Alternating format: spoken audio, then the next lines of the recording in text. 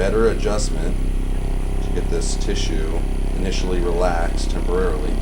This is what's going to help break up scar tissue, inflammation, T9 area, and work our way down. As we're raising up the pelvis here, so this promotes a nice curve in that low back.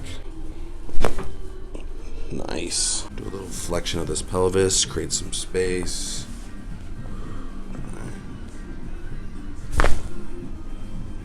Just like that.